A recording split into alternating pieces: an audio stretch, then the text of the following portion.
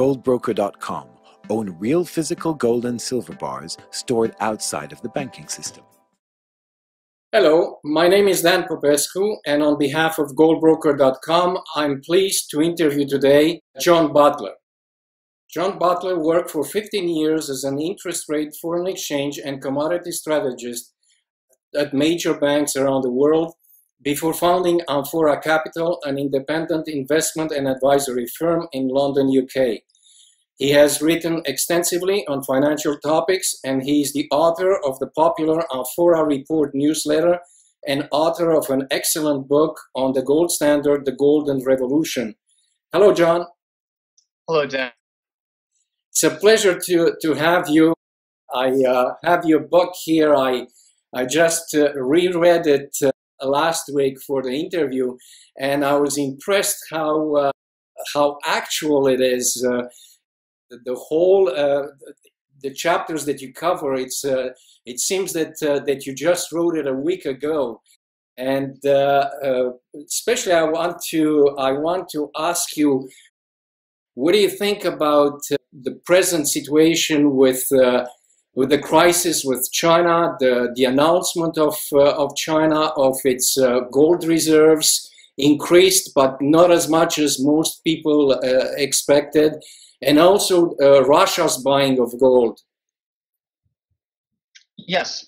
The Chinese announcement, I think, was anticipated, but so much misunderstood. I mean, the fact that what's official and what's not official as reserves is somewhat subjective in how you choose to define it.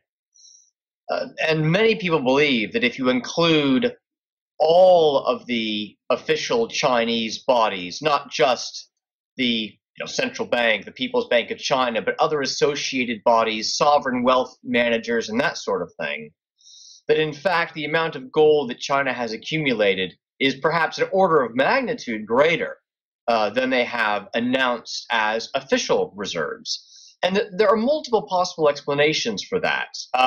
If you've read The Art of War by Sun Tzu, then you understand that very early on in the book, Sun Tzu makes clear in his own words, as we also use the expression here in the West, that the first casualty in war is the truth. People tend not to be forthcoming about what their exact strategy is, about what their strengths are, about what their weaknesses are, about what their policies are. And I think possibly China is behaving in this way. They're acknowledging, because it's obvious, that yes, they're accumulating gold, but I suspect they are stating that their reserves are much lower than they actually would be if they were to accumulate all of the different pools of reserves. And not because they want to retain stability, to be a bit of a surprise or shock value announcement in the future if they feel it's necessary to demonstrate just how powerful they have become in the gold market. You're also thinking about in case something doesn't go very well with the acceptance of the yuan in the SDR, if, for example, United States plays hardball, China is holding its fire, its ammunition. Yes, quite possible. I don't want to say that good guys, bad guys situation only, but economic trade, even very peaceful, voluntary, cooperative economic trade between people, between companies, between countries, always has an element of competition within it. Now, what is price discovery? If you walk into one store and see a good for sale, and then walk into another store and see the same good for sale, but say 10% less, well, guess what? You'll probably purchase it from the second store where it's 10% less. And this is always going on, price discovery at all levels of economics. And it also happens when it comes to monetary and international economic competition. The fact is that China is a rising power. They know they're a rising power. And of course, the United States and other countries know that China is a rising power. And China has been following a very clearly mercantilist policy to grow through exports. And this, historically, this is how new countries rise on the scene. They try to export their way to prosperity, and that does work up to a point. But once your economy begins to mature, you need transition, and that transition will rebalance the economy away from exports imports. The problem is that can be disruptive. It can imply a crisis. It can imply a lower rate of growth, and it can also imply conflict with your trading partners when the terms of trade begin to change. Gold historically has been of tremendous importance during periods of rising powers and of economic rebalancing generally, whether it be in peacetime or wartime. And I believe that China understand this, and I believe, therefore, they are holding gold in reserve for any one of a number of contingencies, some of which might be a bit frightening, but others which would just be a bit more ordinary economic developments that would not necessarily cause us too much concern, although they might, of course, have an impact on financial markets. What do you think Russia's strategy is? They are also buying a lot of gold. Some people were speaking, I think you wrote an excellent article on it, of backing, in some form, backing the ruble with gold. How do you see that? Well, Russia went through a very severe economic crisis last year, and arguably they have yet to fully emerge, even though things have stabilized somewhat more recently. Russia, as a result of the sanctions and as a result of sharply lower oil prices, has fallen into a recession. And a recession is difficult for any economy, of course. So, I mean, this was a challenge for Russia. And the ruble, the currency, also came under speculative attack. And the central bank raised interest rates very dramatically and also intervened in the foreign exchange markets quite aggressively for a period of time to try and stabilize the situation. And those are perfectly normal responses. When a country comes under that sort of attack, this is what you would expect to see. However, I believed at the time, and I believe today, that unlike a typical emerging market economy, actually Russia has a surprisingly strong hand to play when it comes to trying to protect itself from speculative attack or economic crisis generally. And it has two strengths. Number one, natural resources, which are naturally in demand. I mean, yes, the price of oil may be low, but it's not zero, and there's always going to be a degree of underlying demand for it. So it's not like an economy which is living on credit. No, Russia lives very much on the actual revenues being actually generated by actual oil production and other natural resources. And that's a much stronger position to have in the event you come under speculative attack. But the second thing, and this is what my article was more about, they have a huge amount of gold reserves. And in fact, relative to the size of their economy, relative to the size of their external debt, relative to the size of their monetary base and their banking system's balance sheet, they have more gold reserves than any other large country in the world. And that is a card that I suggested in my article. If things really got difficult for Russia, that's a card they could play. If they wanted to bring down interest rates, one way to do it would be to issue a ruble bond, but one that would repay the principal in gold ounces at fixed rate. And therefore, an investor, for example, could receive a coupon on a gold-backed instrument. And of course, the interest rate you would demand on a gold-backed instrument would be lower than the interest rate you would demand on an unbacked instrument. And this would help to bring down interest rates. Of course, that's only one bond issue, but what if they issued 2 bond issues, 3, 4? What if they converted their entire external debt to being redeemable in gold? That would have a huge impact on bringing down their borrowing costs generally, as long as it's credible. But they have the reserves, so it is credible. And say what you will about Vladimir Putin, you may like him, you may not like him, but Russia is stable politically. Putin's very popular, and the same government under his leadership or his deputy's leadership has been more or less in place now for quite a long time. So the fact is, you've got a politically stable country with huge gold reserves, and had they wanted to, they have done this to help bring down interest rates at the time. And they may still play it. They may still play this card. If the crisis brews again, if the sanctions become even greater, have a greater impact, they may well choose to mobilize their gold reserves, perhaps along the lines of how I've suggested. Yeah, it's a great article. I recommend people read the article. I'm quite sure it's still valid today, and it's quite recent. You wrote the article. When was it that you wrote the article? I believe it was November last year, so it's less than a year old. And as I just mentioned, Russia is still in recession. It is still in crisis. The ruble is weak along with oil prices. So the overall context isn't quite as severe as it was when I wrote the article. But nevertheless, I would be surprised if the Russian leadership was not still concerned about the state of the economy, concerned potentially about the weakness of the ruble, and interested in at least having contingency plans that they might be able to use if the situation deteriorates from here. I also want to, I was impressed when I reread the book last week, and we talk a lot about the SDRs and the inclusion of the yuan in November, effective sometime in next year. You talk about the SDR and the idea of the SDR. There are several versions of it. And I would like to have your views about the conflict and the attitude between the United States, who might oppose it. They have a veto, almost a veto, and cause problems. There is an election year next year. The United States has not approved the update of the IMF, which they agreed in 2010. That's 5 years ago. And you go over it on the SDRs. What is your view of the SDRs?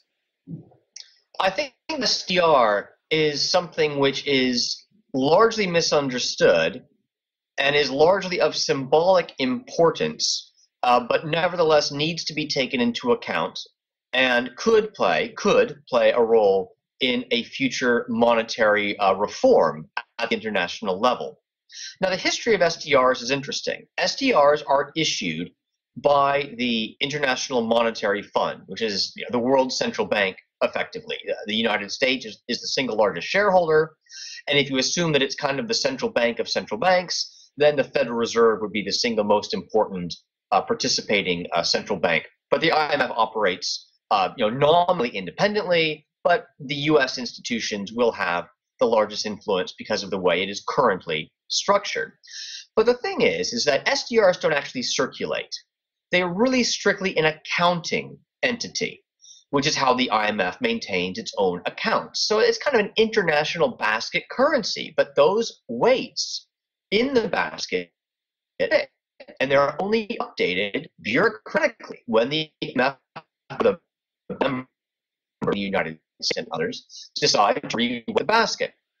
And so there has been a very heated discussion now in recent years regarding whether or not to include the yuan officially in that basket, and if so, with what percentage, because China has expressed its willingness to put up the necessary capital to be a major shareholder in the IMF. But the United States is dragging its feet on this. It's outright resisting, depending on who you ask, as if they want something else in exchange, as if the United States is holding back for some reason, which they're not being entirely open about.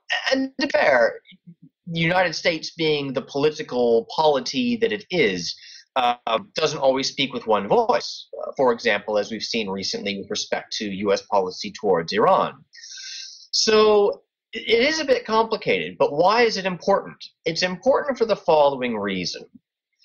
Although the SDR may be an accounting entity, in the event that one or more major economies that are IMF members are in need of a bailout in the coming years, the funds for that bailout can be literally created into existence by the IMF if the IMF chooses to do so. That's the current global monetary architecture. And the United States is the single largest shareholder in that architecture. And so in a way, the United States is the dominant power in deciding who will and who will not be bailed out in future, if necessary, and under what terms. And that's a huge power that the United States has, in particular emerging markets, who are generally seen at greatest risk of truly fundamental banking and currency crises, some of which may be starting in Southeast Asia as we speak. So this is where China's trying to get influence, because guess who they're surrounded by? They're surrounded by some of these Southeast Asian countries that may be getting into trouble. But do they want the United States to decide who gets bailed out and under what terms? No, they don't. They want that influence. The United States is resisting it. So there's clearly some rivalry at work here, which is understandable given the geopolitical context. But this is why in my book, I actually think that the SDR as somehow an answer or a solution to the general economic problems we have in the world is in fact unworkable, because it is an accounting entity. It is a fiat fantasy accounting standard controlled by a bureaucracy. And that is not the sort of institution that can work effectively unless there is a very strong degree of cooperation amongst the participants. We don't see that degree of cooperation today, in my opinion. So I don't see how, even if China and the US manage to fumble their way a bit forward with respect to getting China included in the SDR, I don't see how the next major crisis I do think is out somewhere. I don't see how they'll be able to agree to cooperate on just how to use these SDRs to bail out the system, to reliquefy the system, to reinflate the system, and to try to get things going again, as happened in 2008, 2009, for example. No. In my book, I think any attempt to use the SDR as a crisis solution will fail for this reason. And in fact, when it does fail, then I believe, in fact, what will happen is that gold will be spontaneously remonetized as a way to settle imbalances, to settle the balance of payments crises, and to try and reset the international monetary system onto a more stable foundation. Yeah, it's very interesting. I just read last week a book by Justin Liu, who was economist at the World Bank. He's talking about something, what he calls a paper gold, P-gold, based on some mathematical formula, supposedly independent from local currencies, which seem to have been taken by the president of the Bank of China as an idea. And but he also mentions exactly what you just said, that any SDR, it has to work by consensus, which is not there. Right. If you don't have consensus, it's finished. That's right. And this is in such stark contrast to what you had in 1944 when the Wood system was negotiated. That is, in 1944, the U.S. was overwhelmingly dominant power in the free world. And when it was agreed the dollar would be the central currency, no one could really dispute that. It was obvious that it should be the central currency. It was obvious that the United States should be, or it was, the central economy. And even in 1971-73, as Bretton Woods broke down, yes, that particular arrangement of the dollar backed by gold broke down, but at the time the US was still by far the largest economy in the world, and was naturally still the central economy and therefore the natural issuer of the reserve currency. But look where we are today. Economically, the world is now very multipolar. Notwithstanding problems in the euro area economy is roughly as large as the US economy. Notwithstanding problems in China, the Chinese economy is now not that much smaller than either the euro area or the US economy. And the BRICS taken as a group are now larger than the US economy or the euro area economy. And so this multipolarity makes it far from obvious that the United States is the central economy and the US dollar is the central currency. Those are legacy issues, and the IMF, as structured largely around the US at the center, is kind of a legacy institution in many ways. But when you look forward from here and you think, how are these huge global imbalances going to be resolved? Huge current account deficits, huge current account surpluses, excessive debts that are financing the imbalances, and which many people believe simply cannot be serviced in real terms at face value. How is this all going to be sorted out? Because it wasn't sorted out following 2000. Down the road. Yeah. Just to conclude, I wished I had a lot more time.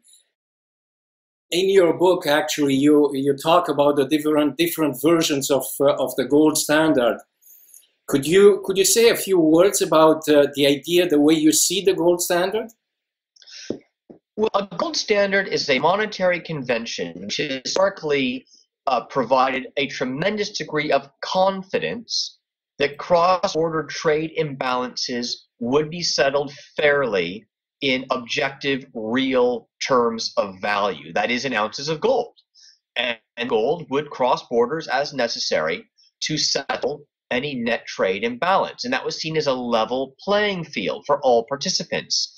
If you were running out of gold, you'd have to raise interest rates to compensate. If you were flush with gold, you could lower interest rates to offset that. And the system would find an equilibrium.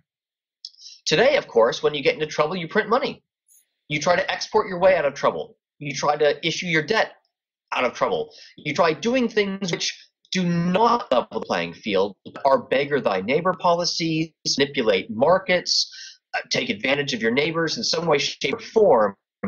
This is undermining cooperation. It's clearly not a level playing field. China knows it's not a level playing field. And what's nice about the gold standard is it restores that level playing field. It restores it because it makes the international money an objective reference point for all. An ounce of gold is an ounce of gold. It weighs the same and occupies the same volume no matter where it moves globally. But it's a dollar circulating in the black market in, say, Iran. Does that have the same value as a dollar in a US bank deposit?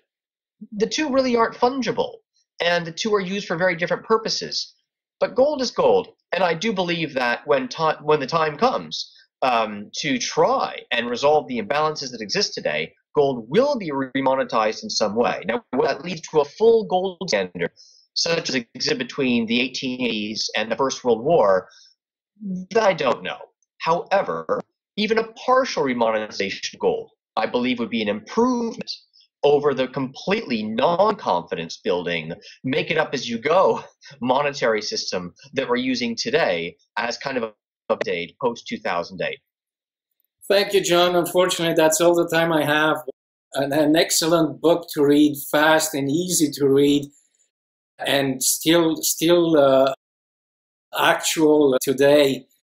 Thank you very much on behalf of GoldBroker for accepting our invitation. It's been a long time I wanted to invite you. Thank you very much, John. My pleasure, Dan. I appreciate it.